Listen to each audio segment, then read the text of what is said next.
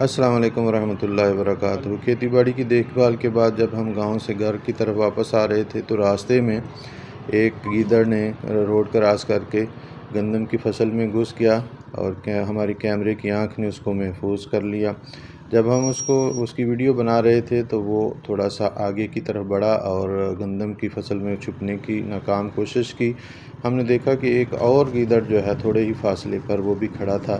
ہم نے اس کو بھی کیمرے کی آنکھ میں محفوظ کر لیا، اور جب ہم اس کی ویڈیو بنا رہے تھے تو یہ بھاگ کر کے تھوڑا سا اور آگے جو ہے وہ چلا گیا۔ بیٹے کا کہنا تھا کہ یہ گیدڑ کیسے گیدڑ ہیں کہ جو انسانوں سے نہیں ڈرتے۔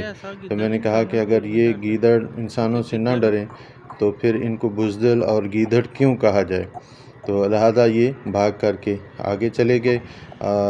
جب ہم ان کو جو ہے شام ہو رہی تھی اور سورج جو ہے وہ غروب ہو رہا تھا، اس لیے ہم کو بھی گھر جانے کی جلدی بھی تھی، اس لیے ہم ان گیدڑوں کو وہیں پہ چھوڑ کر ہم اپنے گھر کی طرف جو ہے ہم نے اپنا راستہ لیا۔ لیکن یہ ہمیں کافی دیر تک ہم ان کو وہیں چھوڑ کر گھر کی طرف روانہ ہو گئے، کیونکہ ہم شام ہونے سے پہلے گھر پہنچنا چاہتے تھے۔